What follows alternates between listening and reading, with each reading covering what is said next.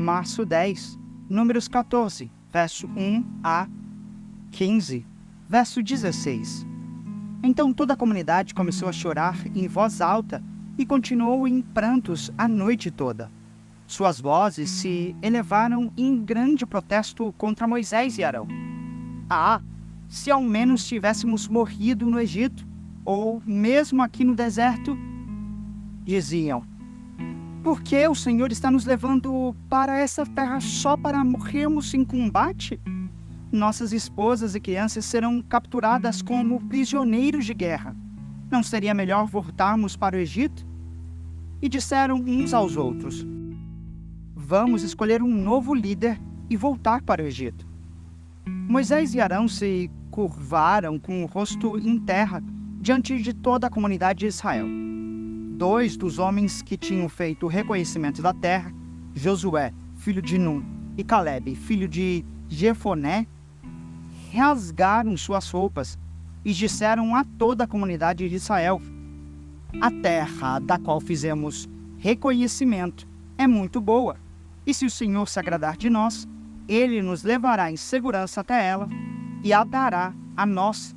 É uma terra que produz leite e mel com fartura. Não se rebelem contra o Senhor e não tenham medo dos povos da terra. Diante de nós, eles estão indefesos. Não tem quem os proteja, mas o Senhor está conosco. Não tenham medo deles.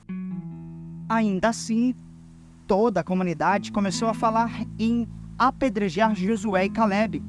Então a presença gloriosa do Senhor apareceu na tenda do encontro a todos os israelitas. E o Senhor disse a Moisés, até quando este povo me tratará com desprezo? Será que nunca confiarão em mim, mesmo depois de todos os sinais que realizei entre eles? Eu os deserdarei e os destruirei com uma praga. Então farei de você um povo ainda maior e mais poderoso que eles. Moisés, porém, respondeu ao Senhor, o que os egípcios pensarão? Eles sabem muito bem do poder que mostraste ao resgatar o teu povo do meio deles.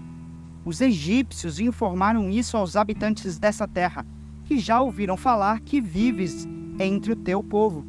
Sabem, Senhor, que apareces ao teu povo face a face, e que a tua nuvem permanece sobre ele, e que vais adiante dele na coluna de nuvem de dia e na coluna de fogo à noite.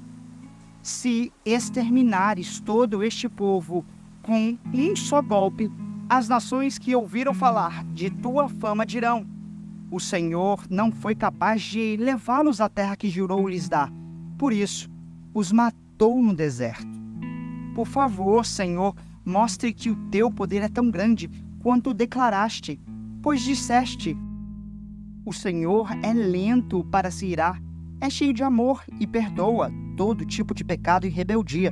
Contudo, não absolve o culpado, traz as consequências do pecado dos pais sobre os filhos até a 3ª e 4ª geração. De acordo com teu grande amor, peço que perdoe os pecados deste povo, como os tem perdoado desde que saíram do Egito. Então o Senhor disse, eu os perdoarei como você me pediu, mas, tão certo quanto eu vivo e tão certo quanto a terra está cheia de glória do Senhor, nenhuma dessas pessoas entrará na terra. Todas elas viram a minha presença gloriosa e os sinais que realizei no Egito e no deserto. Repetidamente, porém, me puseram à prova, recusando a ouvir a minha voz. Jamais verão a terra que jurei dar aos seus antepassados. Nenhum daqueles que me trataram com desprezo haverá. Meu servo Calebe, no entanto, teve uma atitude diferente dos demais. Permaneceu fiel a mim. Por isso eu o farei entrar na terra, da qual fez o reconhecimento, e seus descendentes tomarão posse dela. Agora, deem a meia volta e não sigam rumo à terra que habitam os amalequitas e cananeus. Amanhã partirão para o deserto, em direção ao Mar Vermelho. Então o Senhor disse a Moisés e a Arão, até quando precisarei tolerar essa comunidade perversa e suas queixas contra mim? Sim, ouvi as queixas dos israelitas contra mim. Agora, digam-lhes o seguinte: tão certo quanto eu vivo, declara o Senhor, farei com vocês exatamente aquilo que ouvi dizerem. Todos vocês cairão mortos nesse deserto, uma vez que se queixaram contra mim.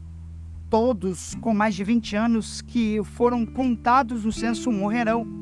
Não entrarão nem tomarão posse da terra que eu jurei lhes dar, para que nela morassem. As únicas exceções serão Caleb, filho de Jefoné, e Josué, filho de Num. Vocês disseram que seus filhos seriam tomados como prisioneiros de guerra. Pois bem, eu os farei entrar na terra em segurança, e eles desfrutarão daquilo que vocês desprezaram. Mas, quanto a vocês, cairão mortos neste deserto. Seus filhos serão como pastores, andando sem rumo pelo deserto durante 40 anos. Desse modo, sofrerão a consequência de sua infidelidade, até que o último de vocês morra no deserto. Uma vez que seus espiões passaram 40 dias fazendo o reconhecimento da terra, vocês andarão sem rumo pelo deserto durante 40 anos, 1 ano para cada dia, como punição por sua culpa. Assim saberão o resultado de se opor a mim. Eu, o Senhor, falei: certamente farei essas coisas a todos os membros da comunidade que conspiraram contra mim. Serão destruídos neste deserto e aqui morrerão. Os homens que Moisés tinha enviado para fazer o reconhecimento da terra, aqueles que instigaram a rebelião contra ele com seu relatório negativo, morreram repentinamente de uma praga diante do Senhor. Dos homens que haviam feito o reconhecimento da terra, apenas Josué e Caleb sobreviveram. Quando Moisés transmitiu essas palavras aos israelitas, eles se encheram de tristeza. No dia seguinte, levantaram-se cedo e subiram em direção ao alto dos montes. Vamos, disseram. Reconhecemos que pecamos, mas agora estamos prontos para entrar na terra que o Senhor nos prometeu. Moisés, porém, disse: por que desobedecem à ordem do Senhor? Isso não dará certo. Não subam para a terra agora, pois o Senhor não estará com vocês. Seus inimigos os aniquilarão. Quando enfrentarem os amalequitas e os cananeus na batalha, serão massacrados, porque vocês abandonaram o Senhor. Ele os abandonará. Arrogantemente, os israelitas avançaram até o alto dos montes, apesar de Moisés e a arca da aliança do Senhor terem ficado no acampamento. Então os amalequitas e cananeus que viviam naqueles montes desceram, derrotaram os israelitas e os perseguiram até Ormá. Então o Senhor disse a Moisés: dê as seguintes instruções ao povo de Israel. Quando vocês se estabelecerem na terra que eu lhes dou, apresentarão ofertas especiais como aroma agradável ao Senhor. Essas ofertas poderão ser apresentadas de diferentes formas: um holocausto, um sacrifício para cumprir um voto, uma oferta voluntária ou uma oferta em alguma das festas anuais, e serão de seus rebanhos de bois ou ovelhas. Quando apresentarem essas ofertas, também entregarão ao Senhor uma oferta de cereal de 2 litros de farinha da melhor qualidade misturada com 1 litro de azeite. Para cada cordeiro apresentado como holocausto ou sacrifício, vocês entregarão também 1 litro de vinho como oferta derramada.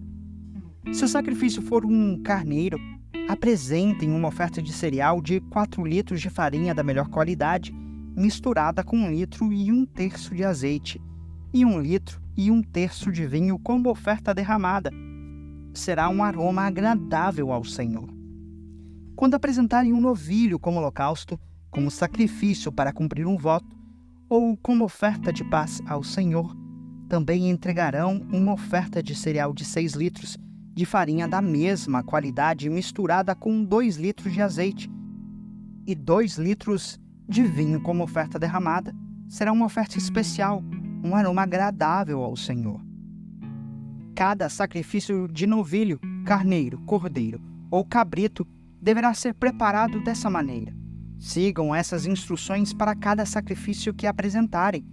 Todos os israelitas de nascimento seguirão essas instruções quando apresentarem uma oferta especial como aroma agradável ao Senhor. E se algum estrangeiro que os visita ou que vive entre vocês ou entre seus descendentes quiser apresentar uma oferta especial como aroma agradável ao Senhor, deverá seguir os mesmos procedimentos. Os israelitas de nascimento e os estrangeiros são iguais diante do Senhor e estão sujeitos aos mesmos decretos da comunidade. Essa é uma lei permanente para vocês, a ser cumprida de geração em geração. As mesmas instruções e ordens se aplicam tanto a vocês como aos estrangeiros que vivem em seu meio. Marcos 14, versos 53 a 72. Levaram Jesus para a casa do sumo sacerdote, onde estavam reunidos os principais sacerdotes, os líderes do povo e os mestres da lei. Pedro seguia Jesus de longe e entrou no pátio do sumo sacerdote. Ali, sentou-se com os guardas para se aquecer junto ao fogo. Lá dentro, os principais sacerdotes e todo o conselho dos líderes do povo tentavam, sem sucesso, encontrar provas contra Jesus, para que pudessem condená-lo à morte. Muitas testemunhas falsas deram depoimentos, mas elas se contradiziam.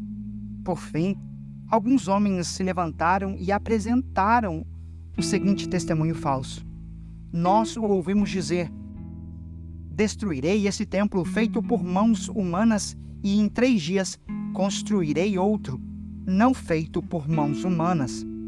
Mas nem assim seus depoimentos eram coerentes. Então, o sumo sacerdote se levantou diante dos demais e perguntou a Jesus: você não vai responder a essas acusações? O que tem a dizer em sua defesa? Jesus, no entanto, permaneceu calado e não deu resposta alguma. Então, o sumo sacerdote perguntou: você é o Cristo, o Filho do Deus bendito? Eu sou, disse Jesus. E vocês verão o Filho do Homem sentado à direita do Deus poderoso e vindo sobre as nuvens do céu. Então, o sumo sacerdote rasgou as vestes e disse: que necessidade temos de outras testemunhas? Todos ouviram a blasfêmia. Qual é o veredito? E todos o julgaram culpado e o condenaram à morte. Então, alguns deles começaram a cuspir em Jesus. Vendaram seus olhos e lhe deram socos. Profetize para nós, zombavam. E os guardas lhe davam tapas enquanto o levavam. Enquanto isso, Pedro estava lá embaixo no pátio. Uma das criadas que trabalhava para o sumo sacerdote passou por ali e viu Pedro se aquecendo junto ao fogo. Olhou bem para ele e disse: você é um dos que estavam com Jesus de Nazaré. Ele, porém, negou. Não faço a menor ideia de que você está falando, disse, e caminhou em direção à saída. Naquele instante, o galo cantou. Quando a criada o viu ali, começou a dizer aos outros: este homem com certeza é um deles. Mas Pedro negou novamente. Um pouco mais tarde, alguns dos que estavam por lá confrontaram Pedro, dizendo: você deve ser um deles, pois é galileu. Ele, porém, começou a praguejar e jurou: não conheço esse homem de quem vocês estão falando. E no mesmo instante, o galo cantou pela 2ª vez. Então Pedro se lembrou das palavras de Jesus: antes que o galo cante 2 vezes, você me negará 3 vezes. E começou a chorar. Salmos 53, versos 1 a 6. Ao regente do coral. Meditação, Salmo de Davi. Os tolos dizem em seu coração: não há Deus. São corruptos e praticam o mal, nenhum deles faz o bem. Deus olha dos céus para toda a humanidade, para ver se alguém é sábio, se alguém busca Deus. Todos, porém, se desviaram, todos se corromperam. Ninguém faz o bem, nenhum sequer. Acaso os que praticam o mal jamais aprenderão? Devoram o meu povo como se fosse pão e nem pensam em orar a Deus. Grande terror se apoderar deles, terror como nunca experimentaram. Deus espalhará os ossos dos que atacam seu povo. Serão humilhados, pois Deus os rejeitou. Quem virá do Monte Sião para salvar Israel? Quando Deus restaurar seu povo, Jacó dará gritos de alegria e Israel exultará. Provérbios 11, verso 4. As riquezas de nada ajudarão no dia do juízo, mas uma vida justa livra da morte.